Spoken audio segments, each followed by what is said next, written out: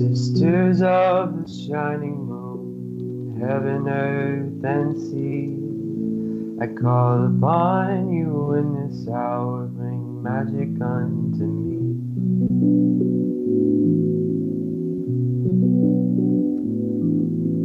Brothers, oh, the cauldron cries, it singeth unto me the songs of Mother Goddess and the Father in the tree.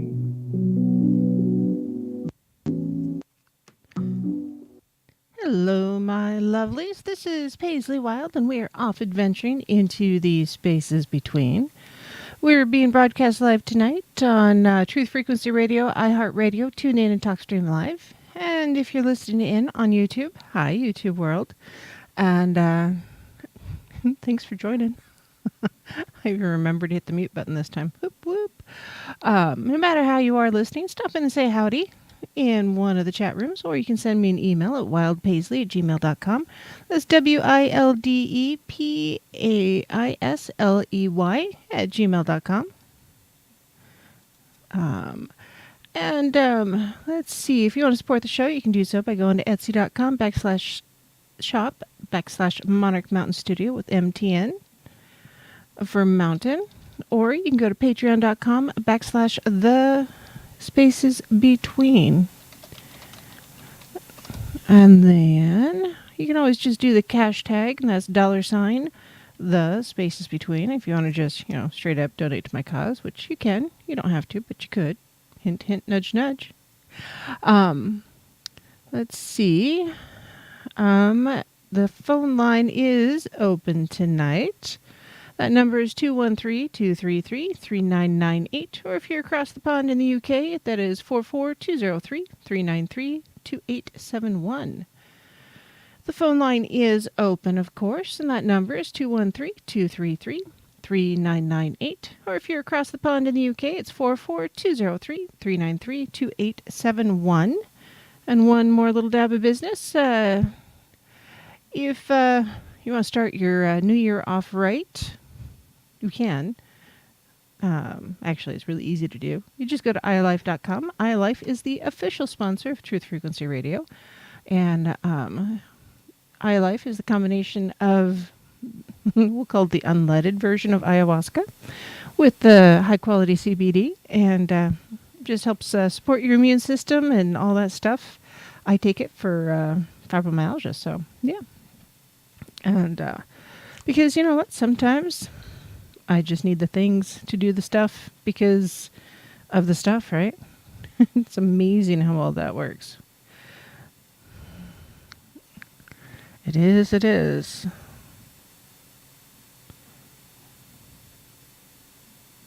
There we go. Trying to multi-talk, and sometimes I just can't do that. So, let's see. Yeah, I don't know. I hope everybody's having a fantastic new year. I know it's been kind of an interesting time of it. It's amazing, the year turns over and what does the lyric go? Nothing stays the same and everything changes, or something like that, or everything changes and nothing stays the same. Anyways, yeah, nothing's really changed. Really, truly, it's just a different day. Turning to the calendar, which I bought 3 to make sure I had one in all the important places, and plenty of pictures, because I like the pretty calendars. I don't necessarily need all the fancy sayings, but I do, or positive sayings. Whoop. But hey Murray, hey Lois, but yeah, it's a new day. I still have the cat in my face, which, that's never going to change. So now I'm just foggy because of the cat. There I is. Yeah. No, I did not fly in my broom, Lois, for the new year. Thought about it, but we got about 12 to 14 inches of snow. And so I haven't really gone anywhere in a couple days. Didn't really need to. I went to the grocery store for a jug of milk. That was pretty much the extent of my expenses because, that's pretty all I really needed to do because I generally keep the pantry pretty well stocked up because, my chickens are currently on a laying strike because it's the new year. Actually, I've noticed that as we approach the full moon, oddly, they slow down, and then about a week after the full moon, they speed back up again and overdo it. And I have, 11 chickens? 12 chickens, something like that. And I go from 2 eggs a day to 13 or 14, and it's like, oh my gosh. Goodness gracious. So, yeah, it's just wild.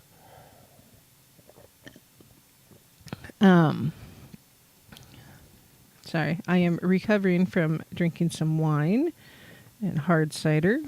And I've got a bottle of mead that I've not cracked open yet. I was going to, but I think I'm going to wait. Maybe I'll do it tomorrow. Drink some mead on the show. I have Don's mead horn here. Right here. I don't know. That's not what he got for Christmas. He said that one for a while. Thanks, Marie. It is sunny day. I have a mini-me, right? Yeah. Gotta have the cartoon character cups because why not? And they don't break, which is important. But here in the Pacific Northwest, it's kind of crazy. We generally have arid seasons anyways. Winter is generally speaking a little more humid than summer, just because it is. But even then, it's not exactly what I'd call humid. I'm originally from the Midwest, so I know what humidity is. And it's I don't like humidity, which is why I'm here. And but we've got the heater going and everything because it is a little chilly out. And hi, Elaine. And so it's dry. Holy cow, is it dry? But I also am run a little dry just because had some fun for New Year's Eve. I stayed in. I was planning on doing one of those paper lanterns, the Chinese lanterns, for the symbolic honoring of those who have passed in the last year, because there's a lot of people that just weren't able to really honor or mourn those that have passed in the last year because of the coronavirus and all the shutdowns and restrictions and the stuff. And even though I've got mixed feelings about the restrictions and everything and the coronavirus, and if any of you follow me on Facebook, you'll see that sometimes I get downright snarky about the coronavirus. Because, I am just snarky anyways, but, it's mixed feelings. But as a result of people trying to do the right thing, they've just not been as many social gatherings or opportunities to experience fellowship with our fellow man. Doesn't matter what your path, what your tradition, or your journey, or any of that. Yeah, and it's just been hard. So I wanted to mourn some of the losses, and Marie, you and I are on the same page, I think. And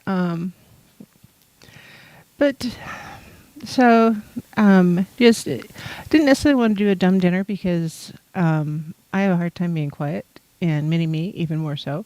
But I was thinking about just, maybe having a cup of tea in silence and honoring those that have passed, and light a paper lantern with wishes and or best wishes and positive thoughts and such for those that have gone before, because we do need to honor them.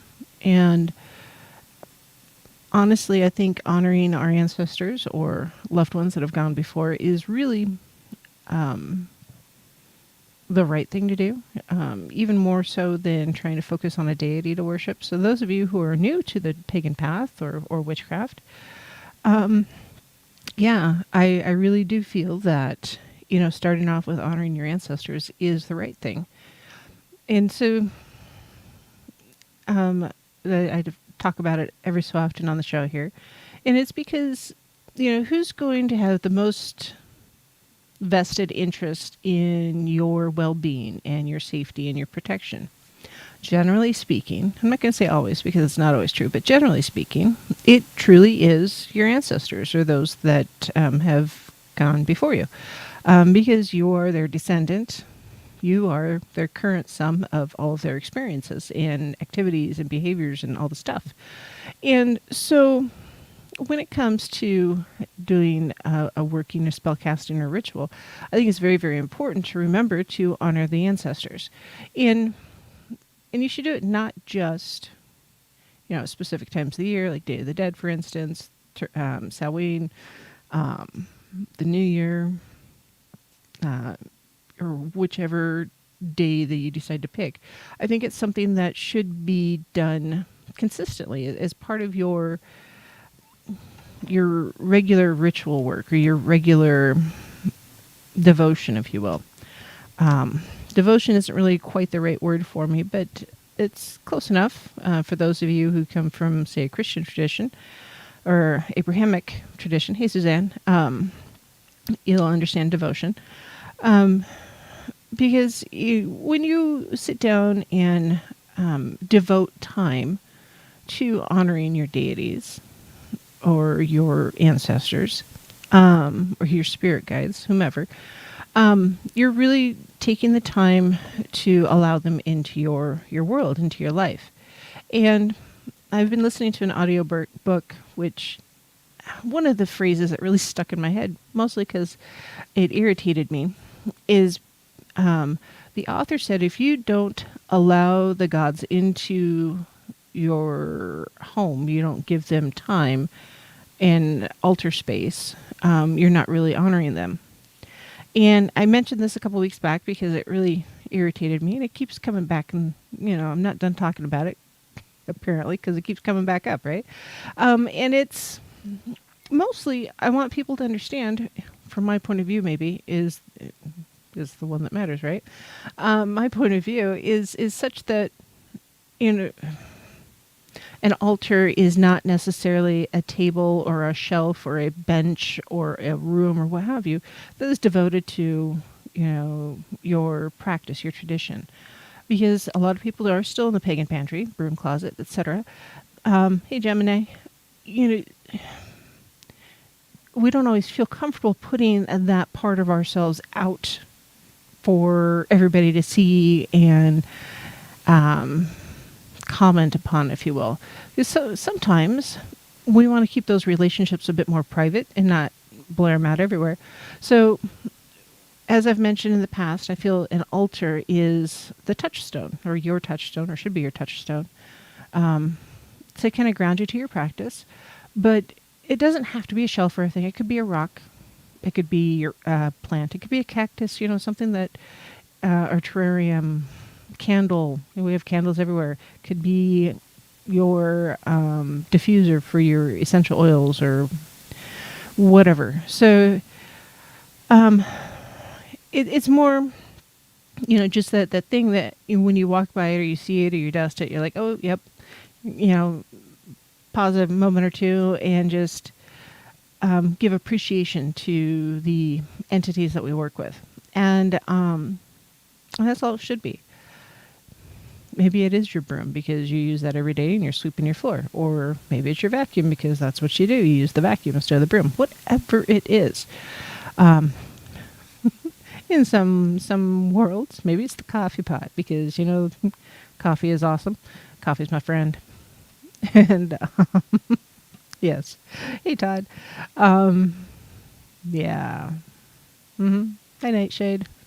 And Rio. How you guys doing? So yeah, just deep cleansing breath. Your altar is just your touchstone as a focal point. It doesn't have to be this big, huge representation like you might see on Instagram or Hey Jessica, or on Facebook or Twitter or Reddit or whatever. It is just it's yours. It's your personal thing. As far as taking a picture of it and putting it up for the world to see, that's entirely up to you. It's not my gig. It's not my jam. But at the same time, I get it. For some people, it is. So, whatever makes you feel right, that's what you do. But when it comes to doing the ritual work and the entities that you work with, I think having your ancestors is really, really important. It should be something you're honoring all the time. I have some pictures of my grandparents and my great-grandparents on my wall. And I look at them often, those pictures.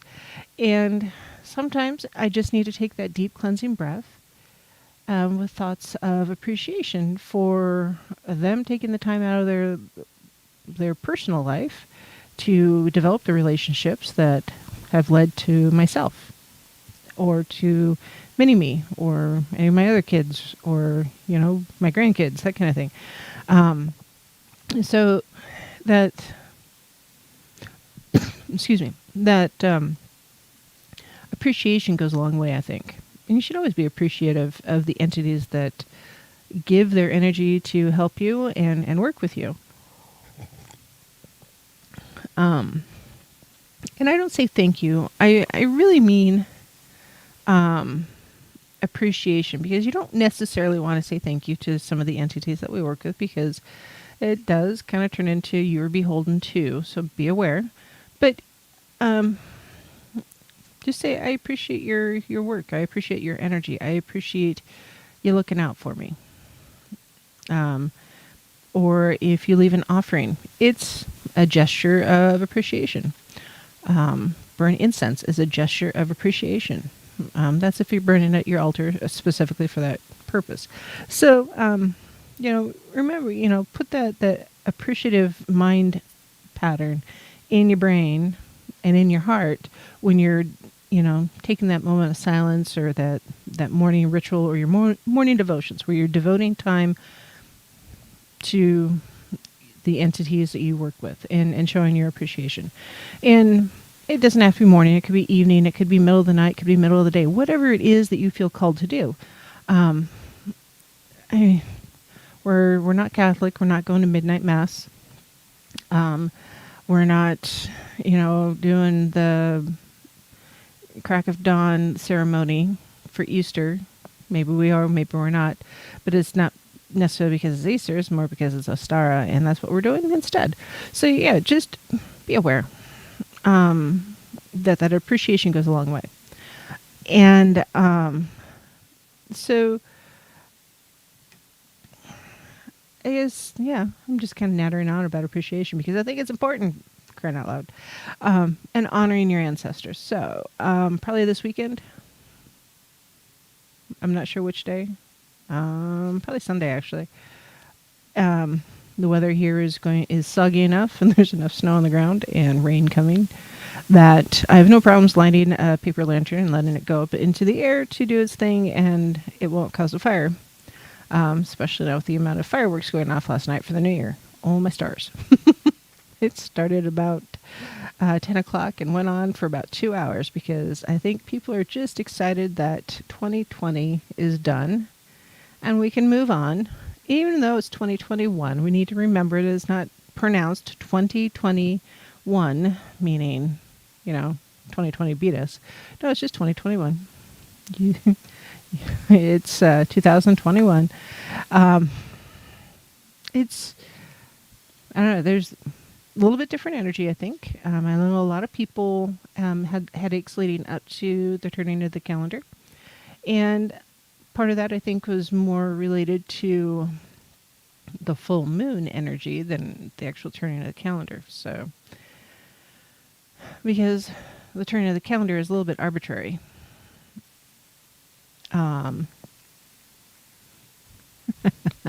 Todd's funny. Todd posted a meme. It says 12/31/2020, 11:59:59. The guy smiling. The next screen is 13/1/2020, 0000. With a sad face. It's so, yeah. There's lots of jokes that, 2020 wasn't really going to end.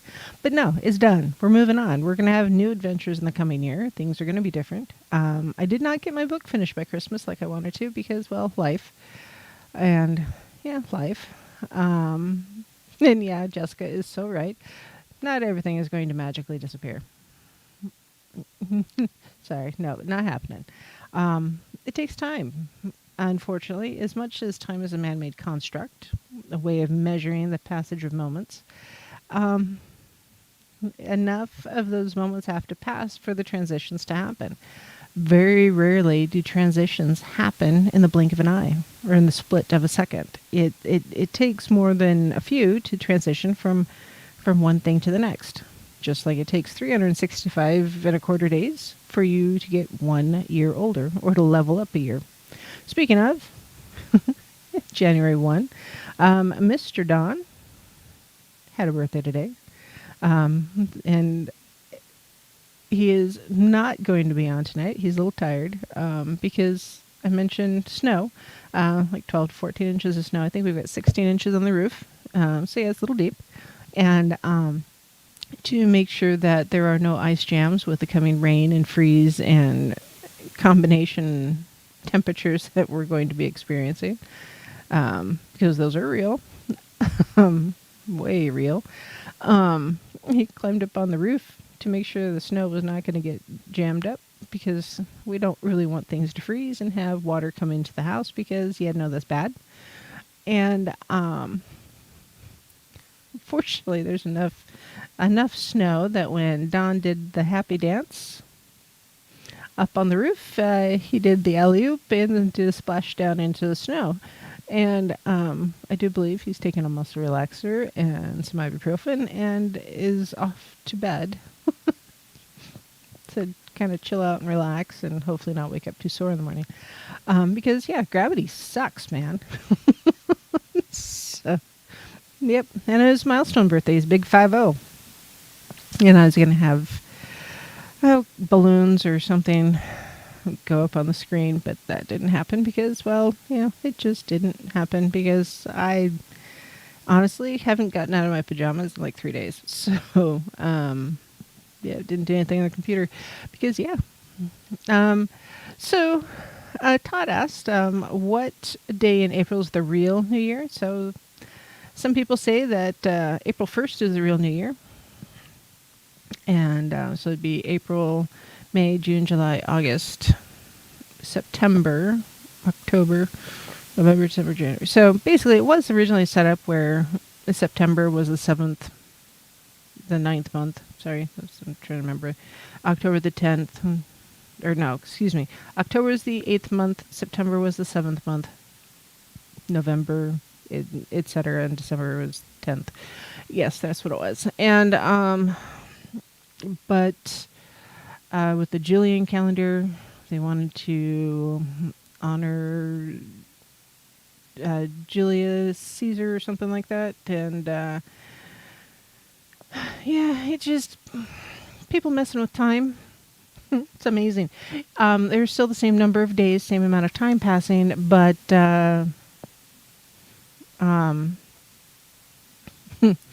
with you know, the way we market has just changed.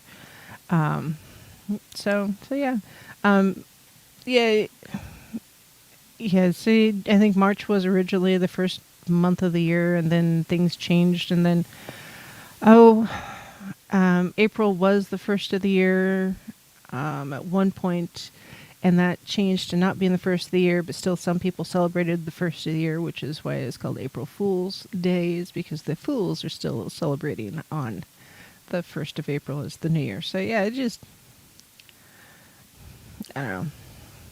It's amazing how our traditions change over time. As society changes, our traditions change, and often the whys are lost into the mysteries of time. Really, truly. And yeah, Aussie, he did apparently have a pretty soft landing. He said he wasn't sore or in pain or anything like that, but you'll note he's not on the air. So he's not 100% comfortable either. But then gravity, you know, who likes gravity? So So, anyways, I wanted to start off the year talking about emotions. So, we're about to go to our first break already. And when we come back, we're going to talk about emotions. Because emotions often really, truly direct our life.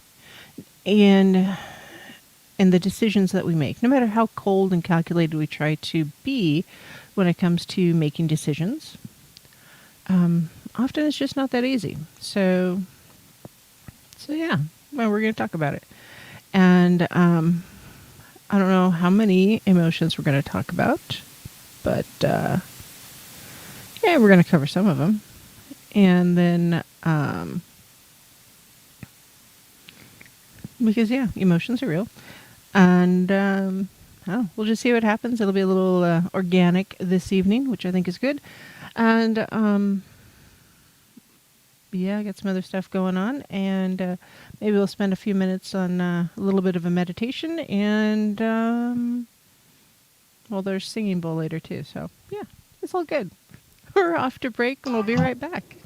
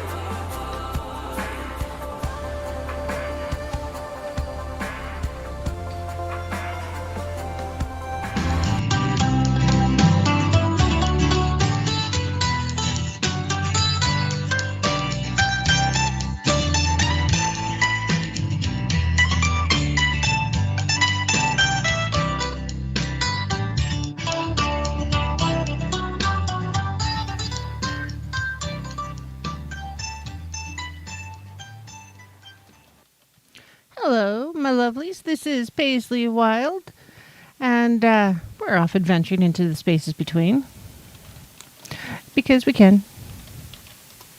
And yeah, Nightshade, it is a little bit of snow. Nightshade says, I think I'd go nuts with that much snow. So yeah, we do get a fair bit of snow during the winter here in North Idaho. And the snow report. So we're really close to Schweitzer Ski Resort. And let's see. They've got all sorts of mountains open. And let's see. At the base, which is where the village area is, that's where you get on the lift to go up. They've got about 58 inches of snow, I think it is. And then, I think that's what it is. Hold on. They have these numbers all over the place. I'm trying to figure it out. No, 58 inches at the summit and 43 at the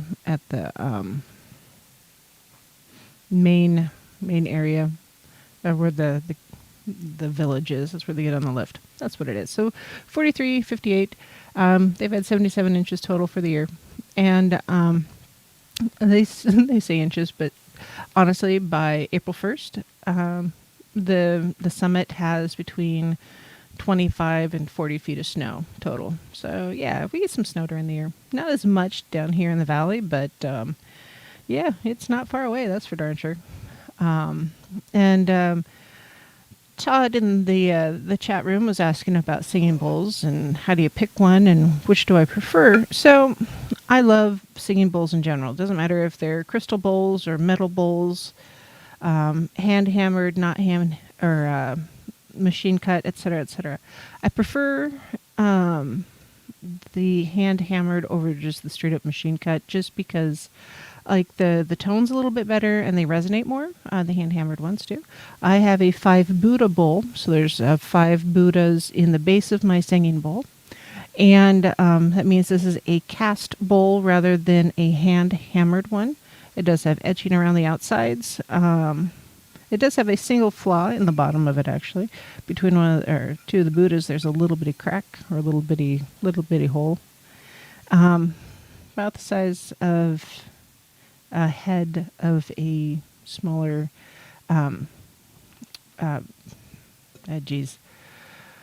pin.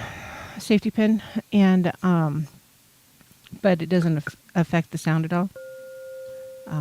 So yeah, it's just, I love my bowl. So when it comes to picking a bowl, you need to really hear some played and try to play the bowls yourself if you can.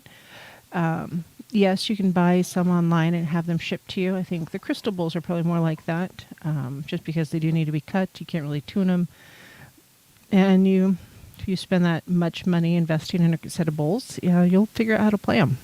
But I mean, you can use a mallet on the side, or you can use around the rim to make the bowl sing. Either way. So yeah, if you're looking to purchase a singing bowl for 2021, investing, I see it as investing in a singing bowl rather than a straight up purchase, then do so. You just want to make sure you've got, you're getting the right bowl for you. Mine is a C note, which is a root chakra. I am eyeballing a set now that is all 7. They're hand hammered and they're awesome. So we'll see. But again, that's an investment, and I'm not sure if I'm ready to invest in that yet, or if I need to invest in some more storage options as I look at my craft area, which is a disaster. So many projects, so little time. Something that will be on the Etsy page for those of you who are on YouTube, you can see this. I will be offering these on Etsy. So it's kind of an energy and cleansing kit. So it's a tray with a votive candle holder, and there's some selenite, some tourmaline, a couple of shells, Palo Santo, sage, sweetgrass, Himalayan salt, and then a feather, single feather. So just to kind of, I'm not quite sure what the price point is I'm going to have on there. I will know, in a bit. So I'll have those listed probably in the next week. I need to take some good pictures because the trays are hand painted and then it's gold leaf around the edge. They are kind of nice, and there's a tray on the inside that's shaped like a feather also. So yeah, I just thought they were cool. I gave them out as Yule gifts, and for a couple of different people, because they are, sometimes you just need the kits to do the stuff, to do the things. Yeah. Just like, for those of you who have mixed feelings about the COVID, I do have some face masks that I just put up there that say placebo because I'm snarky. My dad, oddly, said I should have some that say talisman, so I'll probably have those up there too. They're just come in black and white. They're nothing too fancy because, seriously, guys, I really truly think that they're kind of ridiculous because it's just a piece of fabric. Yeah. You're better off just staying home if you're sick or worried about getting sick. It's the mask is more of a placebo, the basic mask. Now, if you're wearing the N95 or greater mask, that's something else entirely. Although I've thought about getting a plague doctor mask just because, yes, I am that snarky. And why not? Those are hilarious. But yeah, we'll see. Yeah, it's just me being snarky. So, yeah, there's some other stuff. You're welcome, Nightshade. Yeah, placebo. Because, yeah, it's kind of like a good sugar pill. The masks make you feel better about going out and about and doing the thing. But are they really helping you? Because, placebos do help you if you think they do. So, yeah. Anyways. Talking about emotion, thinking. As we're talking about, being snarky. Emotions or moods, often our moods, impact the way we interact with the world around us. Now, not always, because some people have more ability to manage mood and separate how they feel from how they interact with others, but not everybody. And some of you know those people. Some of you don't. And, but yeah, anyways, the different moods that we're in when it comes time to do our witchcraft or our rituals or even our devotions really do impact the results of what we're trying to accomplish. That's why if I'm making something, I'd like to know what it is I'm making, and what, of course I need to know what I'm making, but who I'm making it for. So if it's a custom object or custom item for a friend, I'm often putting intentions that are very specific into the friend or into the thing that I'm making. Like I have a broom. I don't have a camera set up right now to really show you. But it's just a stick with some branches and some straw and some fake leaves and a couple bells. And it's not a functional broom by any stretch of the imagination. It's more just kind of cool. And it jingles. And that one I made, and it made me happy to make it. So for me, when I look at it, I see joy. I see fun, and happiness, if you will, when I look at it. Because it was just really, really, cool. I don't know how else to put it, to make it, because it was the first one I made entirely from, just kind of discovered stuff or things. I didn't really make it with the intent of using it to sweep anything. It's more the metaphysical or the atmospheric sweep than actual sweeping up dirt. And so yeah, I found a lot of joy in it. Another broom that I have that I crafted is also fun. It was for a performance thing. Oh, let's see if I can look this up real quick. The Wolfschegger Hexenbrut, the witches dance that everybody was doing here a couple years ago, or do every so often. It's kind of a gypsy tribal dance, and it's just fun. It's shaking your hips and around with the broom and stuff. And a local group of ladies and I performed it a couple different times actually, for the public. And some people even paid to see it, which I think is hilarious and awesome all at the same time. And so that's what that broom was for. So it was supposed to be sparkly and fun and eye-catching. And the colors on it are mostly fall-type colors with some greenery. And it matched the headdress that I made at the same time. And the headdress is peacock feathers and a crescent moon and some fake fur and some ribbons and stuff like that. And for me, the headdress, as I look at it, is, again, that just to me was one of re-exploration of self, if you will. So, it's amazing. I look at these different things. Yes, Jess, that was my kitty again. These different things in my craftery, are touchstones, if you will, or memories of things that I've made or crafted. And so they affect my mood. So when I look at the brooms, I smile and I have happy thoughts. I look at the one or the first headdress is like, wow, I made that. That turned out so cool. Everything stuck together. I could still wear it. I could put it on right now if I wanted to. It was awesome. And it's cool.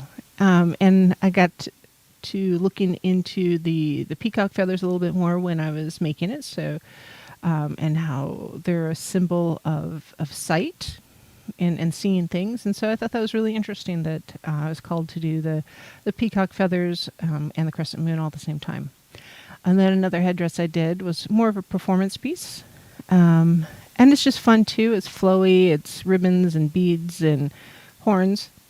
And hey, Olin. And it was just good. It was just fun. I wore that one actually the 4th of July parade. I'm marching along, beat of my own drum, with the same group of ladies that we did the dance with, but I was in front and they had me just kind of bouncing along. And then I have a real simple one. It's just deer antlers. I've got more to add to that one. I've got a coyote fur that I'm going to add to that one. So yeah, it's a little more organic and less artificial, if you will. Because yeah, that one's pretty much all organic stuff. So yeah, just AYT. Hi, Chris.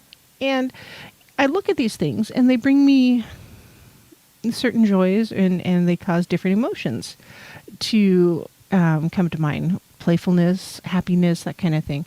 And some of it was just like an aha moment, if you will, or a yes, that's exactly what I needed type of thought process when I was creating them, and just the real interaction that I had with my path as I was creating these things. Because yeah, they felt good. That's all there is to it. So I have those feelings come again. So if you're crafting something, well, there's a dream catcher, a spell bottle. You can kind of see the star behind me off my shoulder there.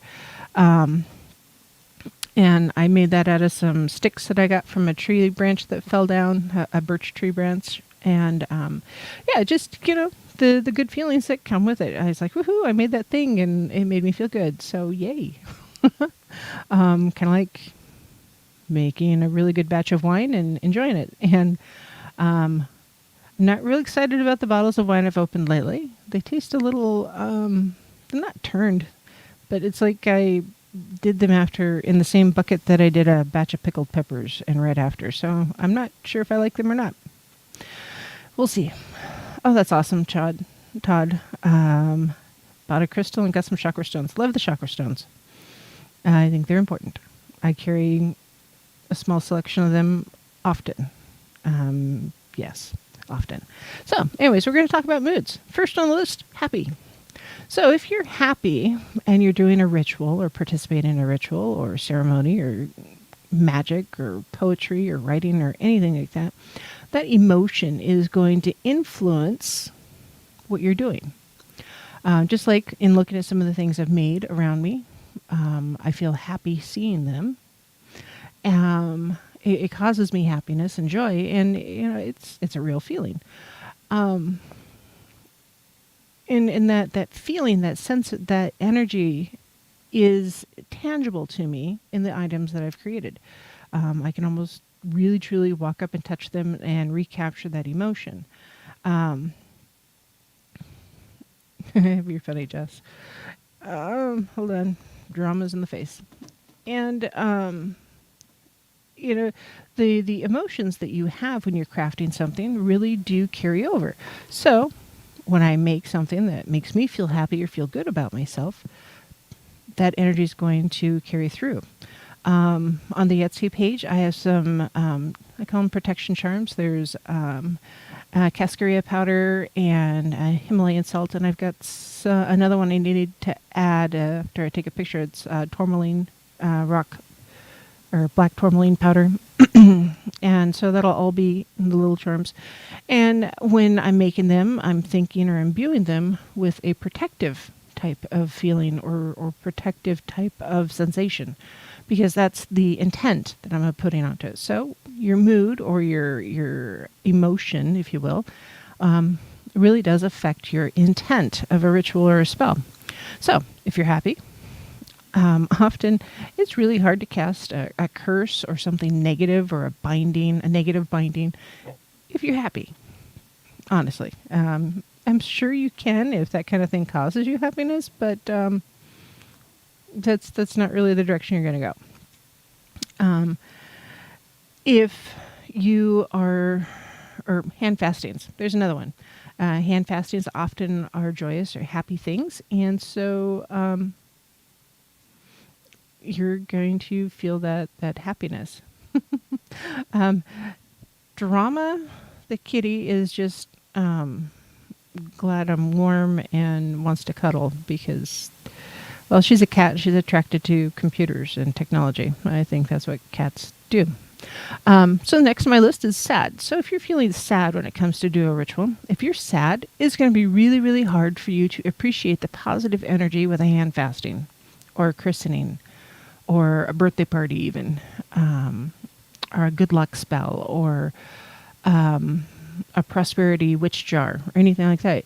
If you're sad, if that is the emotion that you're feeling at your core, it's going to be hard to do something that's going to have a positive outcome.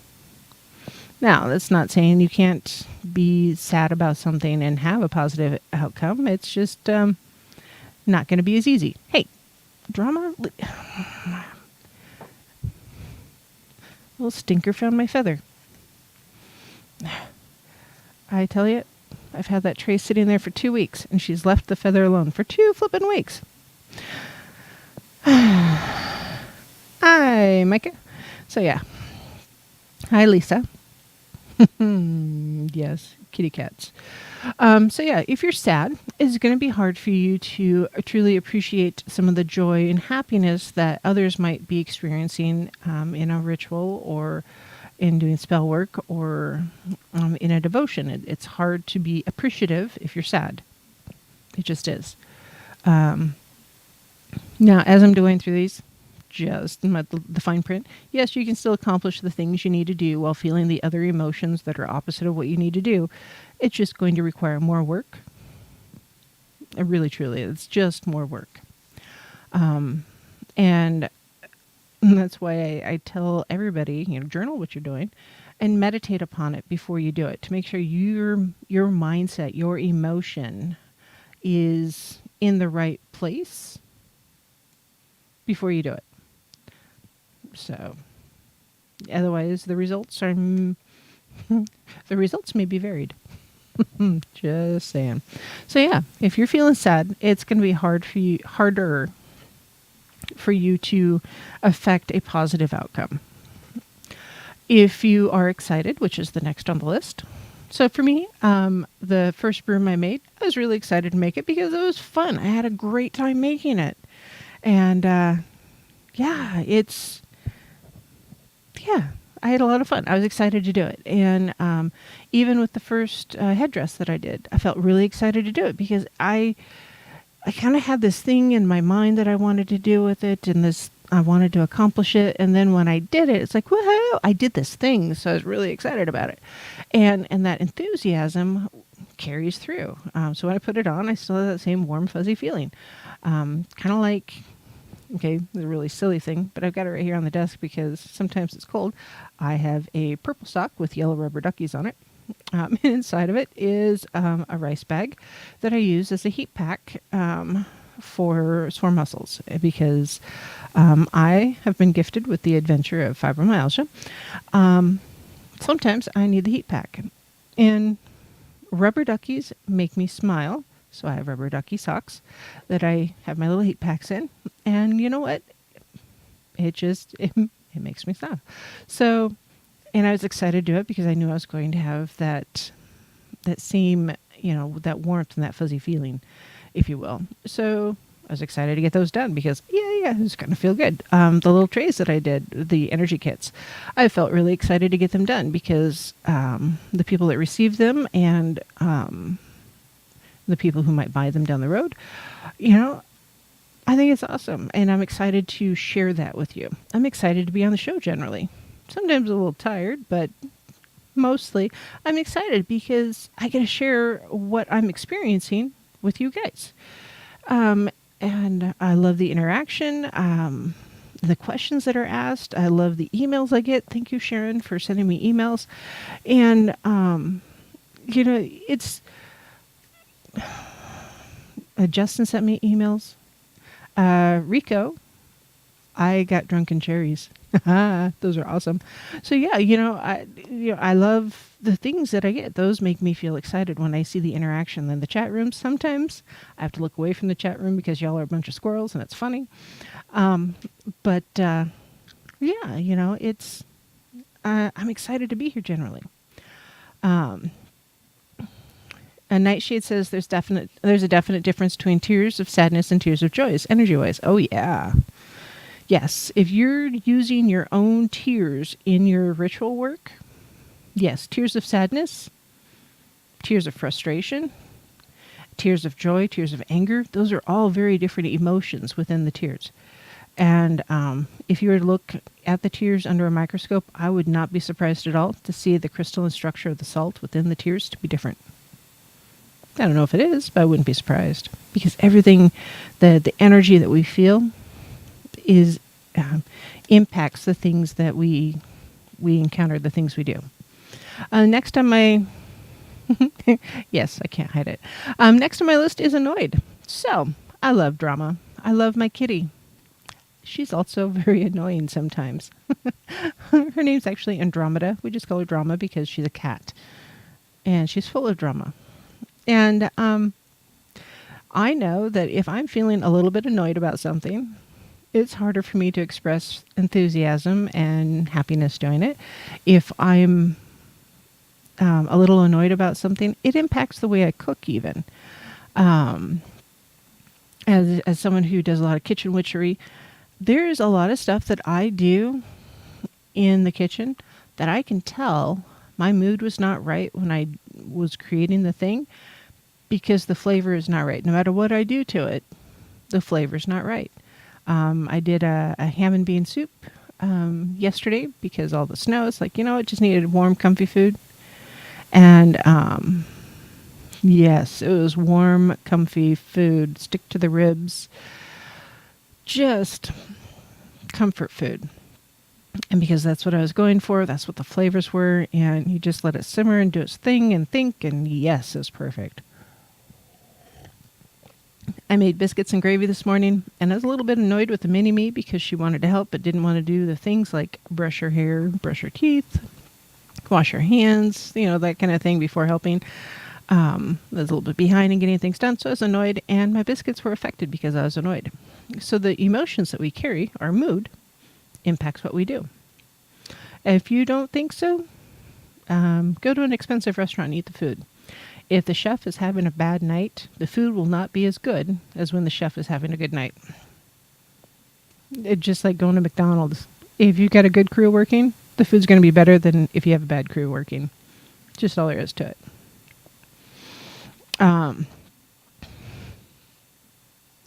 That's funny.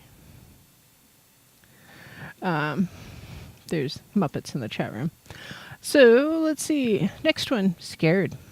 Man, fear is a huge emotion. I'm going to start and we're going to go to break. And when I come back, we're going to do the singing bowl, the meditation, I think. The basic grounding meditation is what we're going to start with tonight. It was a suggestion from Alan, and I like it. So we're going to go with it.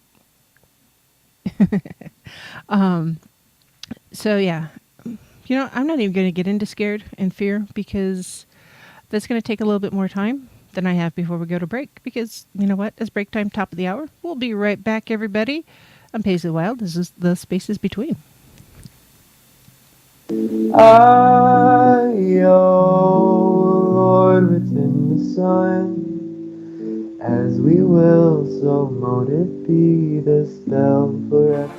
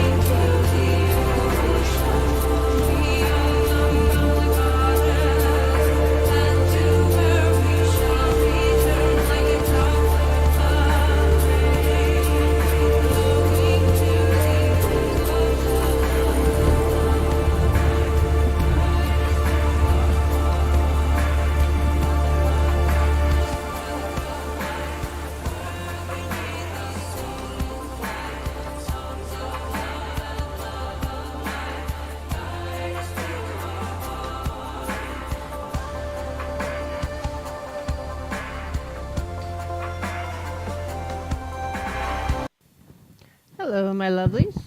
This is Paisley Wild, and we're off adventuring into the spaces between. And hopefully y'all can hear me. I put a headdress on because I can. So there. Although I can tell I wore it without, holy buckets, without wearing my glasses. So I gotta take the glasses off, guys. Because the glasses are just in the way. And I hope you all can hear me just fine. Turn up the pickup just a little bit. There we go. Yeah, we're all good. So, this is Paisley. We're off adventuring into the spaces between. Real quick before we do the singing bowl, make sure I don't have anybody on hold. I do have someone on hold. Oh, Aussie, you're on hold. And you just got there. All right, so we're going to take the call and then we're going to come back. Hello, Australia. You're on the air. Hello? Oh, g'day, Paisley. Hey, how's it going? Not too bad. Slight delay up here. What's that, my dear? I can barely hear you. I see there's a slight delay. Oh, yeah. There always is. Gotta love the technology, right? Yeah. Let's do the singing bowl and meditation first, and then I'll tell you what I've got to say. Okay. All right. Well, then I'm going to put you back on hold real quick, and I'm still here, but we're going to do the meditation really, really quick. All right. Hold on, guys. Right. All right. So the singing bowl. I'm just going to start with the singing bowl. But while I'm doing this, for those of you who are not driving, I want you to kind of close your eyes and listen to the tones. I'm not going to do just the traditional sing, sing, sing. I'm going to do the little couple thumps. I want you to visualize your roots going down into the ground and releasing the negativity and absorbing the positive energy from the earth. And just like a branch reaching for, or a tree reaching for the sky, your branches are going to go up, reaching for the sunlight or the moonlight, and letting any other negative energy leave through your branches and absorb the positive energy from the universe back through, just like sunlight on your leaves. So we're really going to do this for a minute or two, just because we haven't done this yet, so we don't want to use up too much time, but I think it's important for us to start. So deep cleansing breath and breathe.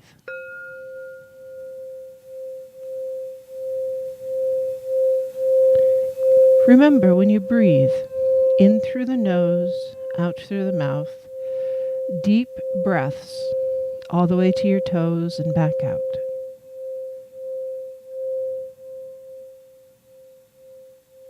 Breathing in and breathing out. Let the negative go and soak up the positive.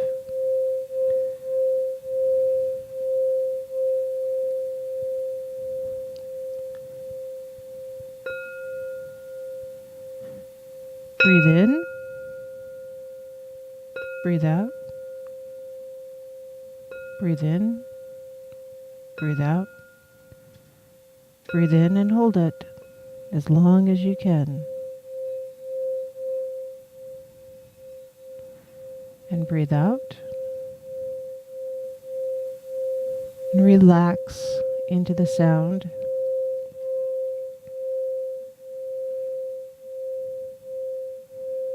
We're leaving 2020 behind. We're opening our arms to welcome 2021 and all of the potential that it holds. One more breath in and hold it as long as you can. And slowly exhale with the decreasing sound of the bell.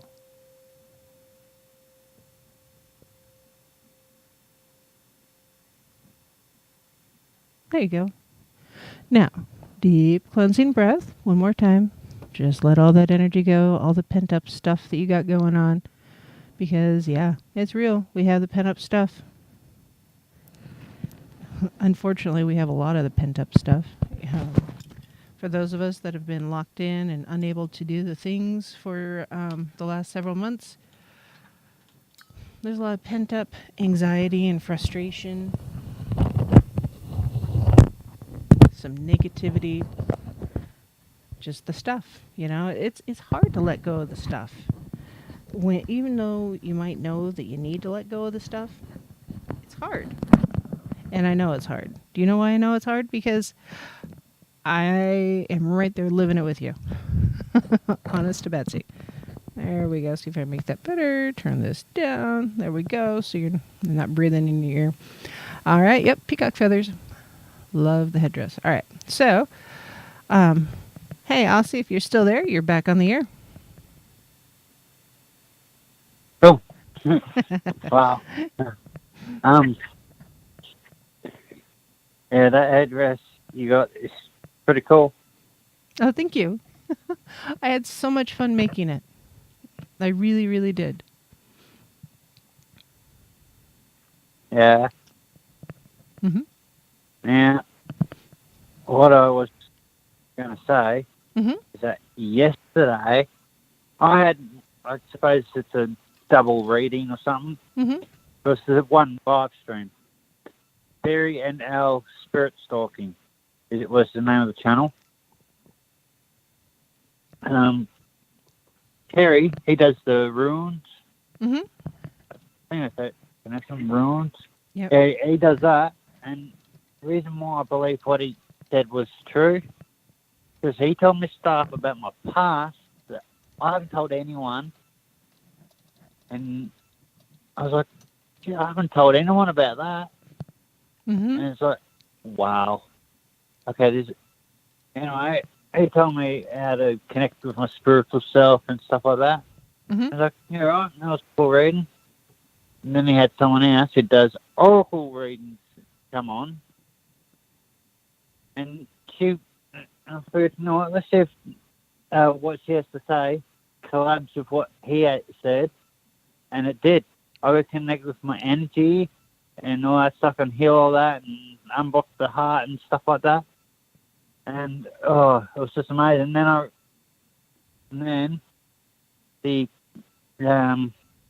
co-founders of PFR, Chris and Geo, Mm-hmm. were live, and I figured, you know what, I'll call in and tell them that's pretty much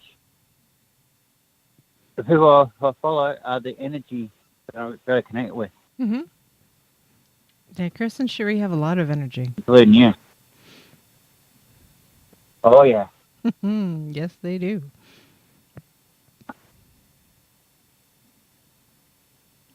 You know, I thought I'd better tell you that, and also wish everyone a happy new year. Oh, well, thanks, Aussie. Yeah. Happy New Year to you too, my dear.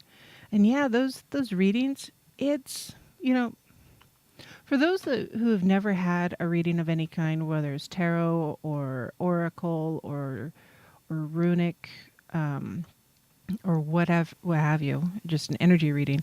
When you have one, they can be so powerful, so tremendous and eye-opening. And it's insane. Like Deb Varner, for instance, she doesn't really need a lot of information. She gives you some really good information and advice just by getting your name and listening to her spirit guides. And it's amazing how that energy is just. It's amazing. And the fact that Terry's over there in America, so the other side of the world from me, and yet he knows all this stuff about me. It's like, yeah, this guy's true. He's legit. Yeah, it's I've never met Deb in person, but I've talked to her a few times privately and through the show and with Brent and Don and the things she can see from thousands of miles away are just, they give you the goosebumps. So I hope the gentleman. What's that? Yeah, Terry definitely gave me goosebumps when he said about certain things that happened in my life that stops me from progressing in a certain area of my life. Mm-hmm. It's like, whoa.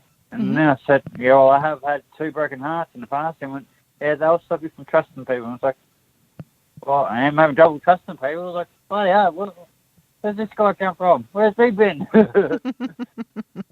Yeah. Tell me all the stuff I needed to know years ago. Right. Absolutely. And some of those insights that you get after the fact, you're like, oh, well, why didn't I see it then? I should have seen it then. It was so obvious just looking back. And unfortunately, sometimes the hindsight is where you get the clearer picture instead of in the moment when we really need it. But in having the clearer picture even later, Yeah. it gives us an opportunity to still learn from that situation. Because sometimes, we Yeah. just need the lesson.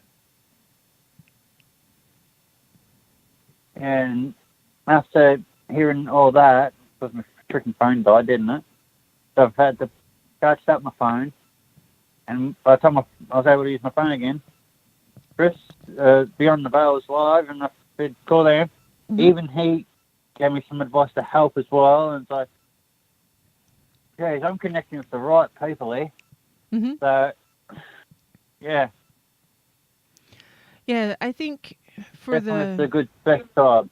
Mm-hmm.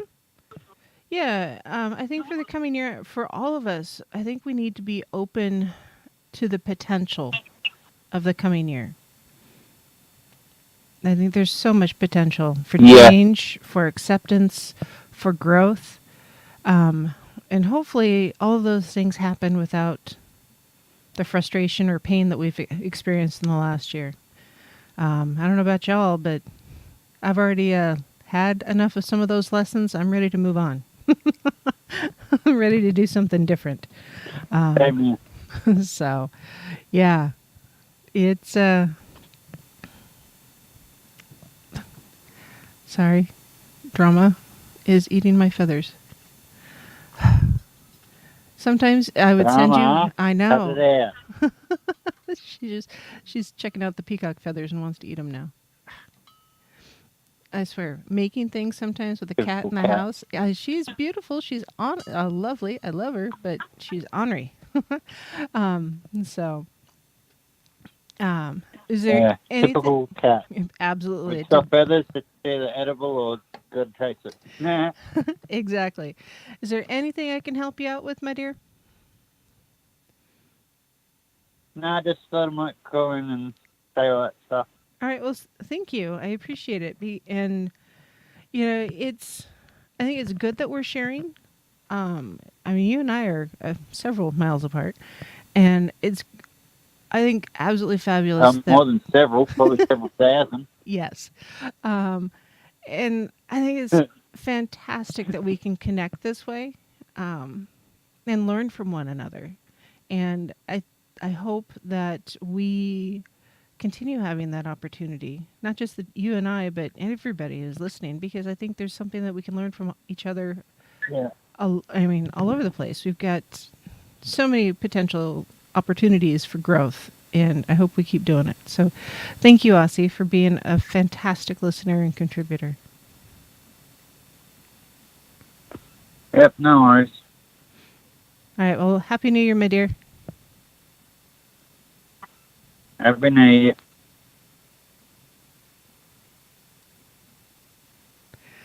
All righty. Yes, Drama thinks the feathers are a toy. That's what I get for taking it off the wall. Thank you, Aussie. I appreciate you calling in. Let's see. Yes. Moving on. I think with 2021 is I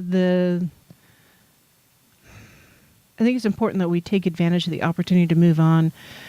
We learned the lessons from last year. We're ready to learn new lessons in the coming year. And, I think we just need to. So, let's see. My next emotion, or the one I'm going back to, I should say, is scared or fear. When we are afraid or something, or scared of something, often it generates a very, very strong emotion. In some ways, fear is stronger than love. The fear of a loss can strangle love. The fear of failure can strangle the opportunity to find joy. And so fear is a very, very powerful emotion. So if you are, Prepper, if you're experiencing fear and you're doing rituals or participating in a ceremony or doing your devotions, that fear will impact what you're doing. And in some ways, it's good because if you're trying to do a protection charm or protection circle or trying to get rid of the negative energy that you're encountering and you're using the emotion of fear, often it can really truly generate the energy to overcome the things that you're trying to overcome. Because that fear of failure sometimes will push you further, faster towards success. Or that fear of loss will make you reach out and grab the things that you need to find joy and happiness, and grip onto them stronger. And so fear is not necessarily a bad emotion to have or a bad mood to be in, or scared, a bad mood to be in. But you need to be careful of how you're channeling that energy into what you're trying to accomplish. Because if your fear of loss makes you overprotective, for instance, and limits your children from experiencing things, they're not going to have the maturity or maturation that they need to overcome their own fears when they become adults. So in a way, we need to embrace that fear and that being scared of things to overcome them. Personally, I have a very healthy respect for heights. Some people would say I'm scared of heights. I'm not. I just have a very healthy respect, mostly because of gravity. As Don experienced earlier today, gravity sucks. So, be careful with fear. This is one that if you're lashing out at someone, like doing a ritual or something in a response to something that somebody else has done, and you're doing it out of fear, the energy involved can sometimes mutate or evolve into something that you don't necessarily want. So you really need to be careful of the how you use the energy. Really, truly. Just be aware.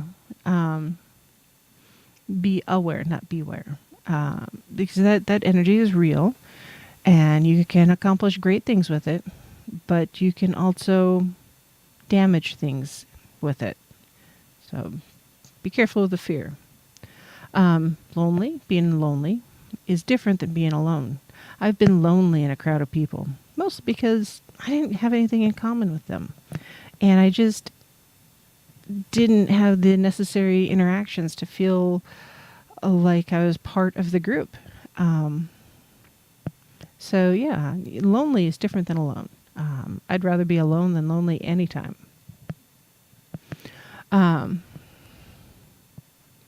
Lonely. If you are trying to do a love spell, for instance, because you're lonely, you're trying to draw a significant other to you, remember that you want someone who is not just, to fill that void, but also someone that is going to help you grow and help you be who you need to be. So again, this is one of those that you really need to meditate on a little bit before you do it, because are you coming at trying to do like a love spell from a place of loneliness or a place from aloneness? Just that difference.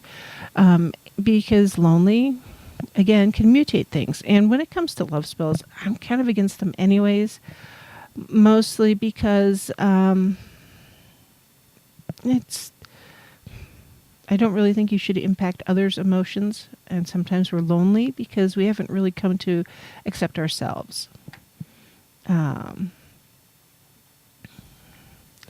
So I guess a bell prepper, I hear you had a new one in your world, so congratulations. Awesome. Yay for little ones. Little ones show we're still growing, by the way. So yes. But positive mental attitude is important for anything that you're trying to do. because and if you're going to do it right, you're going to have the right mindset to do the thing that you need to do. Next mood or emotion is envy. Ooh, envy. There's a reason why it's a cardinal sin. People do insane things out of envy. A lot of the bullying that happens comes from a place of envy and a place of fear.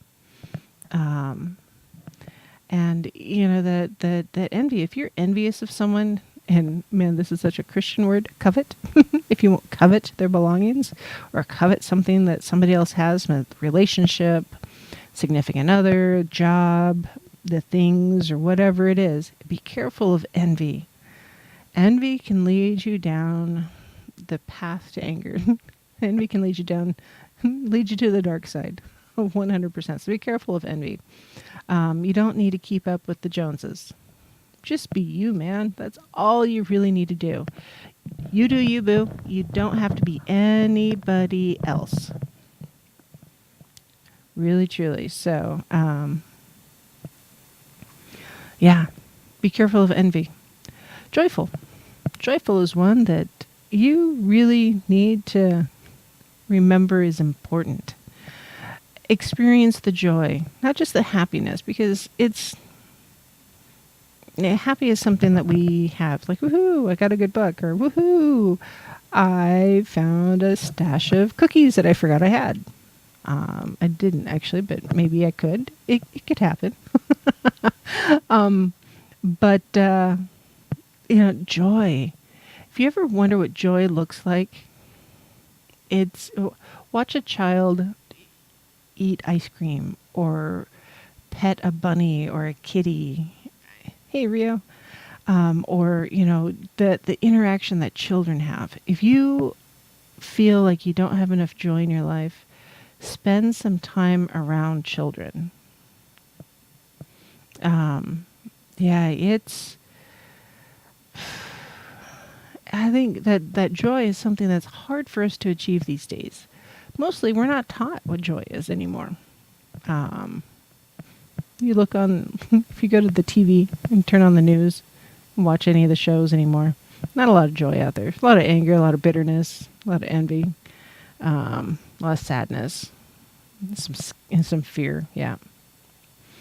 But yeah, find something that's going to make you happy and take it to the next level of joy. Yeah. Joy is fantastic. Joy is watching kids open presents. Birthdays, Christmas, or surprise. And yeah, honestly, Don probably did eat my stash of cookies. I can't buy a package of Oreos and keep them in the house if I let anybody know I have a stash of Oreos. They're gone. Like that. Just gone. Oh yeah. I might have a package that lasts me a whole month because I can stick to one or two cookies and it's not that big a deal. It's like, woohoo, I had my treat. Yay. Anybody finds out I have a stash of Oreos, they're gone the next day. They're just gone. Chocolate, same thing. Ice cream. I have a small little bitty bowl of ice cream, just a little one because sometimes I like the ice cream. That's out of a gallon bucket, I have a little bowl. It fits in the small coffee cup. Yeah, it's serious. So find the things that cause you joy. Do more of that. And sometimes it takes a little bit to find the things that cause us joy. Mini-Me loves snow. Watching her go sledding, that's joy. Watching the goofy boxer and knucklehead that we have chase the little red dot laser thing across the floor, that's joy. A child's laughter, often that's joy. So yeah, find the joy, embrace it, experience more of it. Yes. Next one on my list, mad.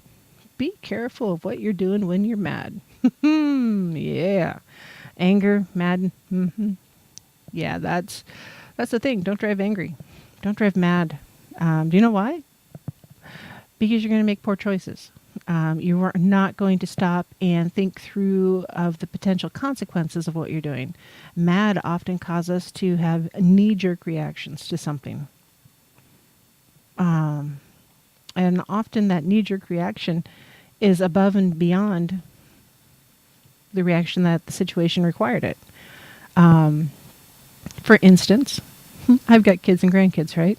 I try really, really, really hard to not discipline from a place of anger.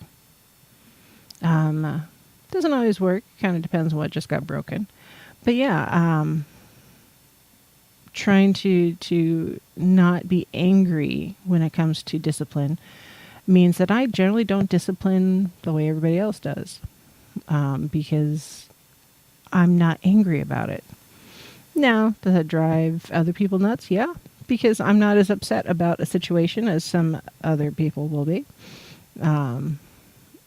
Because I'm not reacting, I'm acting. So be careful of mad. We're going to pick this up after the break. It's our last break. Holy cow, it's been a fast night. We'll be right back, you guys.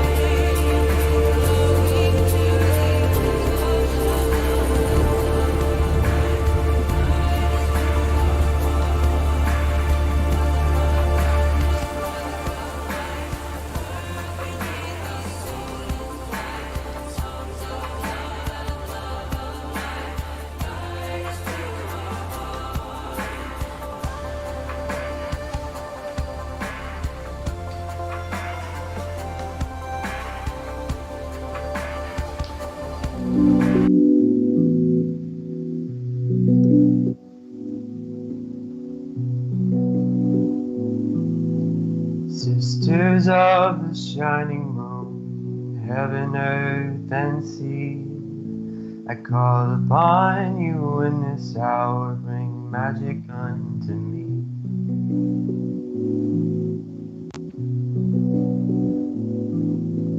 Brothers, oh, the cauldron cries, it singeth unto me the songs of Mother Goddess and the Father in the tree.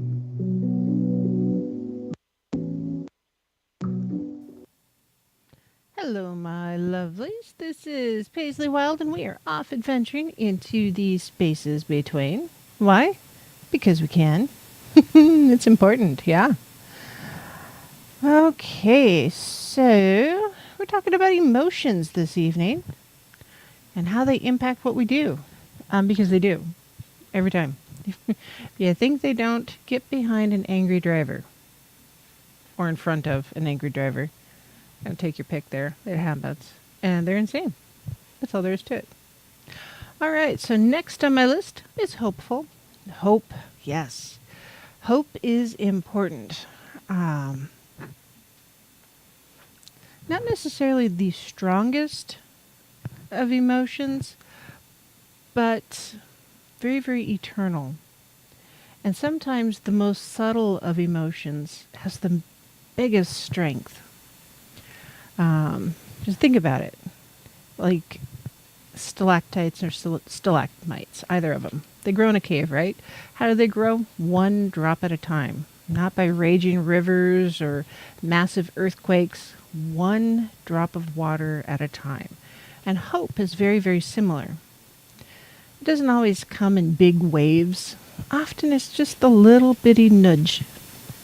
The little bitty drops building us up. And hope, yeah, that's a good one. Right there with joy. You need to hang on to that hope a little bit more. Don't feel the urge to write it on my walls like so many people have these days, but yeah. Hope. That's when you should embrace. Hope that life will be better. Hope that you'll have better friends, meet a significant other, acceptance by your family, loved ones, friends, etc. Or accept that they don't accept you and learn how to live with it. There's hope every day and every minute. I've been really at peace not going out and doing the things because, I just didn't want to do the things. Just didn't. But you know what? That hope, the hope of a bright, sunshiny morning to melt some of the snow so it won't be quite so slick when I drive into town tomorrow. Yep, got that. We'll see what happens. Hope that the fire seasons will be much, much more mild this year. There's hope. There's lots of hope. Hope is everywhere. Next emotion is embarrassed. How often have we done something that we were embarrassed by? There's so many Reddit feeds, Facebook feeds, Instagram feeds now where people talk about something that embarrassed them. There's TV shows about being embarrassed. Oh my gosh, they're everywhere. We blush often when we're embarrassed. Overwhelmed or embarrassed, yeah, that happens. But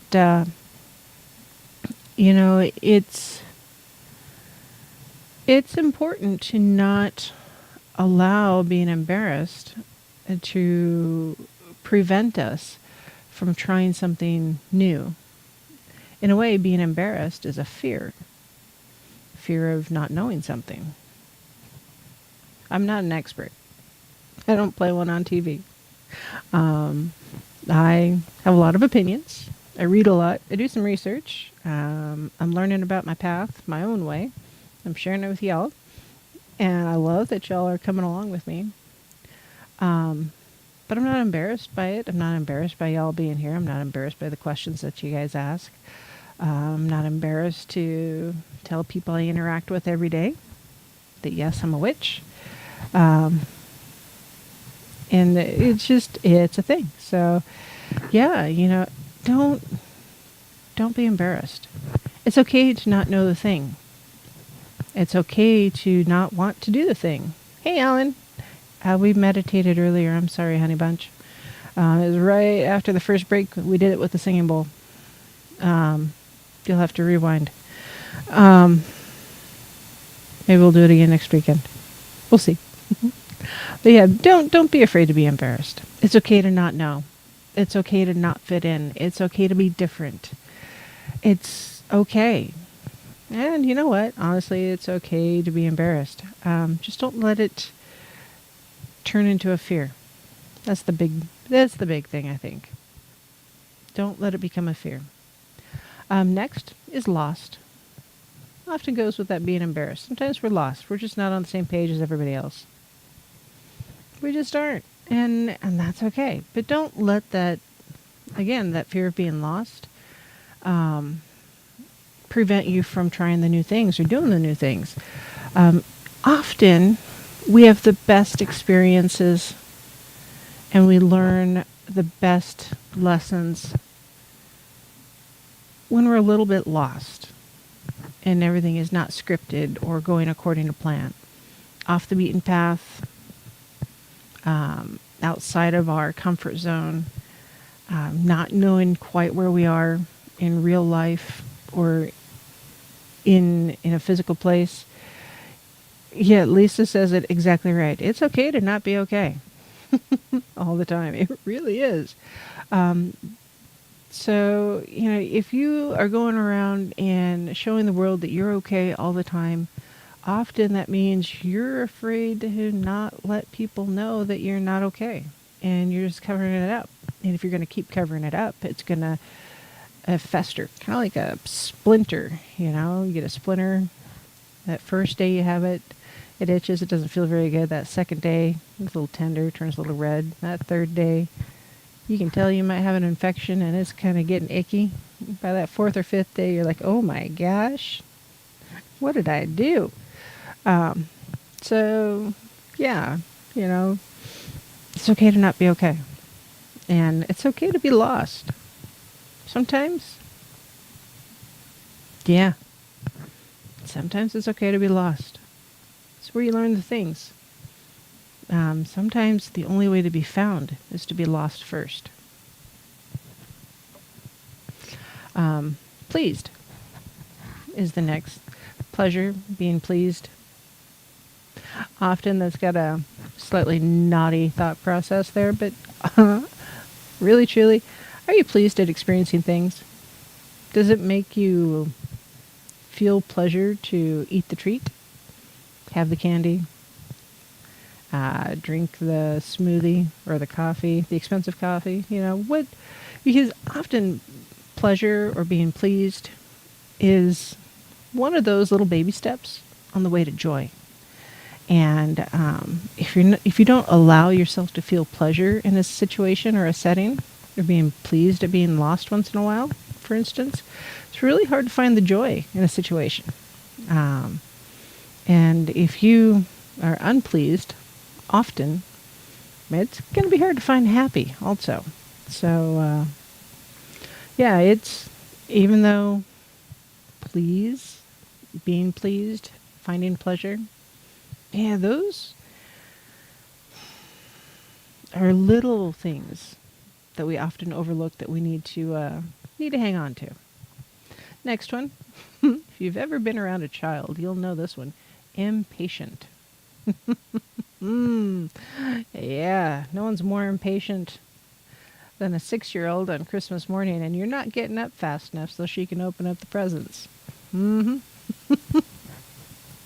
Or this morning when she wanted to get up and make biscuits and gravy for breakfast. But then didn't want to participate in a timely fashion. So yeah, it's real. Impatient. You see the kid in the checkout line with mom and dad, and the kiddo wants the snack or the thing, and it's yeah. Be careful there. Don't be too impatient. Sometimes, especially if you're lost, being impatient means you're not learning the things when you need to learn the things. And if you're impatient, you're missing the details. You're so busy getting from one thing to the next that often we forget to stop and find the joy. I, in a way, 2020 has been really, really big for patience and being impatient. I know here in the U.S., there's a lot of go, go, go, go, go all the time. Take the kids here, take the kids there. They got soccer, they got basketball, they got softball, they got volleyball, they got band, they got concert band, they got jazz band, they got choir, they got this, they got that. And then mom and dad have, work, and they've got meetings, and they've got hang out with their friends, and oh, hey, the kids are having a sleepover, and then, whatever religion they're participating in, and there's been so many ands. I think, in a way, 2020 has been really good because we've had to stop and drop a lot of those ands. Because we were always go, go, go, go, go, impatient to get to the next thing. Hurry up, we're done. We got to get to this. We got to do this. You're going to miss out on dinner if we don't hurry up. Yeah. We had to set that down and accept that we need to be a little more patient with each other and with ourselves. So if you're doing a ritual or a casting of any kind or creating a spell and you're impatient about it, you're going to miss a step and you're not going to have the results that you're looking for or hoping for. So yeah, learn how to be patient, because impatience, drive people around you kind of nuts, honestly. And you won't be very compassionate to the people around you. Yeah. Todd says, impatient people cause other people to become impatient. Kind of like dominoes. Yeah, very true. Very true. Mm-hmm. Yep. And from little things, big things grow. Yes, Aussie, very good. So yeah, find the patience. Because impatience you'll make mistakes. If you get in a hurry and you're rushing through things, that's when you run the stop sign. That's when you crowd the car in front of you that steps on their brakes really hard to not hit the deer or dog or whatever, or bicycle. So it's, or moose here in our neck of the woods. Find that patience. It's good for you. Honestly, it really, really is. Playful. I keep coming back to kids. We need to spend some more time around kids, observing kids, seeing children play. Often we get so tied up and wrapped up in our busyness that we forget to stop and be playful and have fun. If your life is all about work, work, work, and being impatient and getting to the next thing, for instance, and you don't stop and play, where's your joy? Where's your joy coming from? Where's your happy coming from? Where's your calm coming from? So, yeah, you need to stop and be playful. Again, just like looking at one of my rooms. I was feeling pretty playful when I made it, so that's why it's a little more sparkly. It's got some different ribbons to it, because I was doing it. It's a performance piece, honestly. But that's why I created it, because I was going to have fun. I was going to be more playful and embrace a part of me that I generally kept on a shelf, because I generally had to be pretty serious about things. And we need to remember, stop, do the hopscotch, play the video game with the kids. So what if you don't know their moves? Play the dominoes with the kids.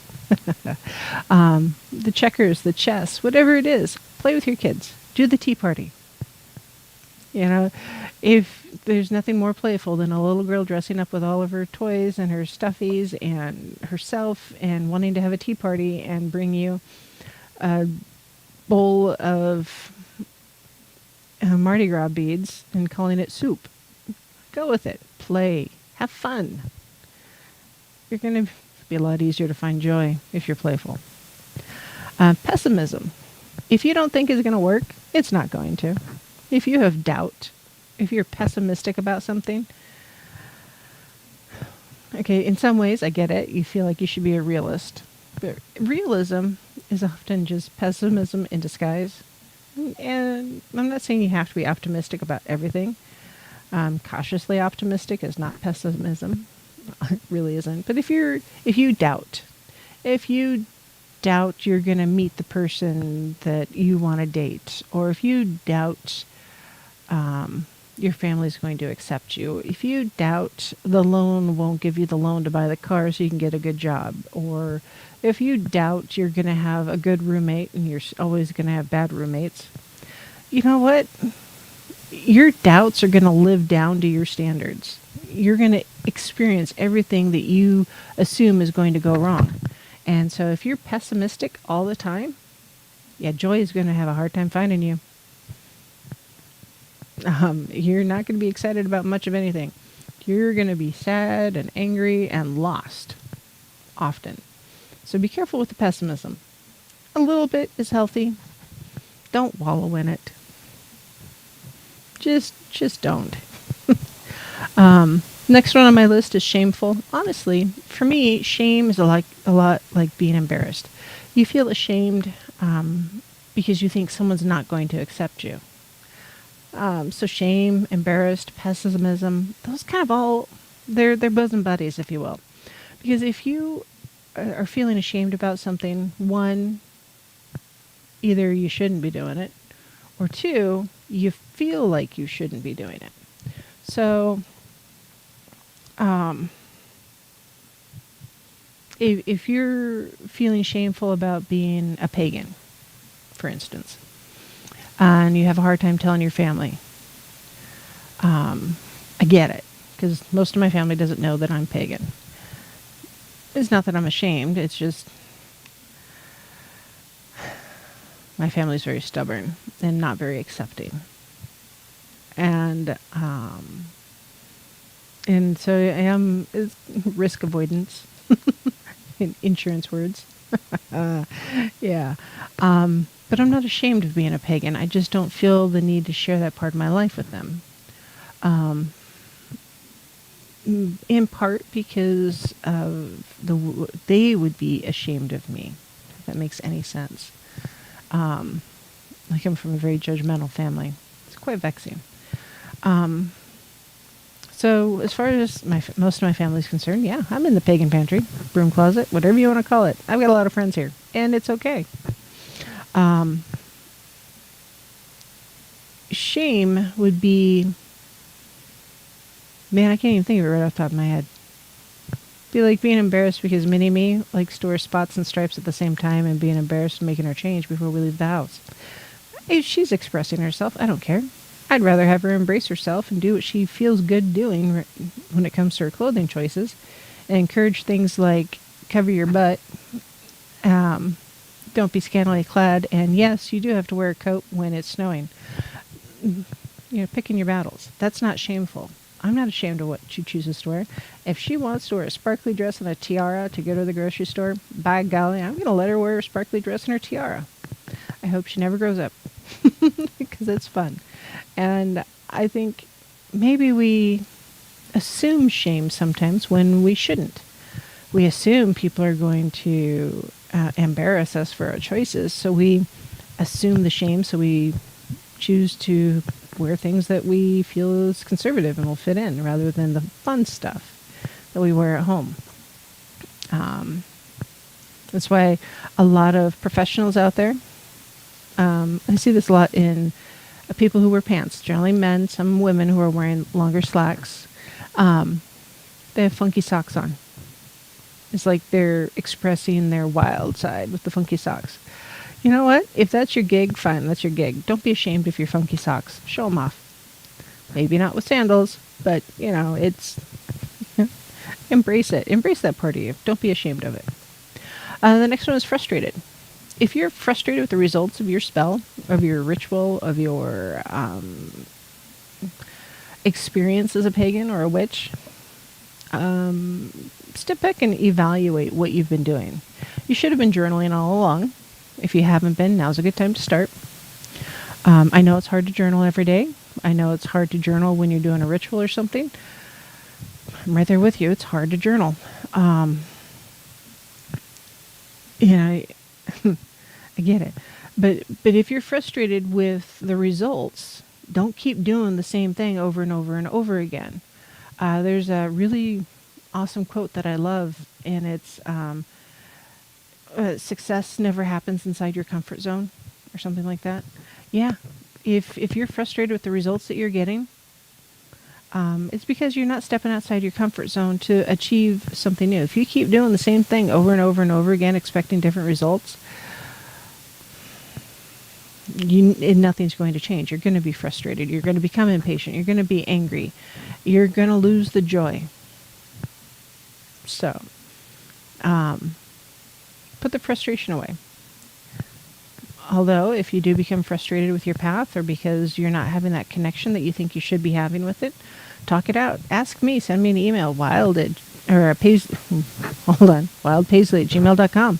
And you know what? It's important. Ask me the question. I'll give you the answer, or my answer at least. Yeah. Alan says, not technically pagan, witch, or warlock. Tried very hard to do a certain spell in the past and it backfired, causing a lot of frustrations and lessons learned. Yeah. Sometimes if you're not focused on your true intent, that's why I generally recommend meditation before you're doing a certain spell. Yeah, you stop and take a deep breath. What are you doing? What are you trying to achieve? And if you're frustrated with the results, go back and double check your intention. Is that what you were really trying to accomplish? Yeah, I get it. And Aussie, I do not want another year like 2020. I'm quite done with it. This is not 2020.1. It's just 2021. Moving on. Next one, stubborn. Sometimes, yeah, you got to be stubborn to get the thing done. Sometimes you just got to power through it and be stubborn. In reading a book, sometimes you have to be stubborn to finish the chapter. In doing a journal, you have to be stubborn with yourself to get your thoughts out. You have to be stubborn with yourself to get the habit in place.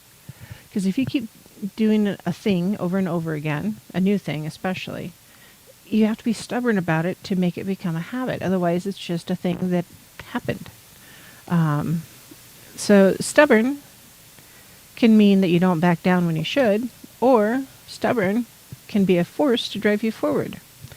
So don't let stubborn be the wall that keeps you from success or learning the lesson. Don't get so rooted in the belief that you have the answer and the ritual or the spell or whatever was exactly what you needed. And when you didn't get the results, blame it on the spell or the ingredients, whatever. Sometimes you got to step back and take a look. Again, why we journal. What were you trying to achieve? What was your real goal? Is that what you really needed? And don't be stubborn about learning the lesson. If you drive fast down and exceed the speed limit all the time because you're always late and you're trying to get there in a hurry because you have to do the thing before you can leave and you're stubborn about it, you don't want to change your habits, so you do the thing when you get home instead of just before you leave to go to work or whatever, and you get the speeding ticket and it happens again and again and again and you lose your driver's license. It's not the law enforcement's fault. It's not the criminal system's fault. It's not the judge's fault. It's your fault because you're too stubborn to change your behaviors. So, if you don't like the results, don't be so stubborn that you can't see a way to change. Try again. Keep trying, not changing anything, causing you frustration. Yeah. It's because you're too stubborn to learn to try something else. So, yeah. Deep cleansing breath. Don't be so locked into the way you've always done things to keep you from changing and doing the things differently. I think that's why so many people go to church when they don't really believe in God. They're stubborn about it because they don't want to be embarrassed by not going, especially in front of their family or their friends. So, yeah. Be aware of what's causing you to be stubborn. Last one on my list is shocked. If something works, don't be shocked. have faith that it's going to work. If something fails and you weren't totally convinced it was going to happen, if you're pessimistic, don't be shocked that it didn't work. You know, sometimes you need the surprise to find the joy. Surprise gifts, surprise experiences. Get lost once in a while. Be shocked at the results. You know what? It's okay to be a little shocked. Don't be afraid. Embrace the surprise. Hey Dee. And it's okay to be shocked once in a while. At success or at failure, often both of them are giving us an opportunity to learn. So yeah, experience the feelings, experience the emotions, experience the moods. Journal them, learn about them, and how they affect your ritual, your devotion, your practice, and your relationships with the people around you. But don't let them steer you. Don't let them guide you. Don't let them be the walls that keep you from growing. So this is Paisley Wild. This has been The Spaces Between. We'll see you tomorrow night. Stay tuned for Duke on TFR. Merry meet and merry parts and merry meet again. Thanks for joining, guys. So mote it be the spell forever done.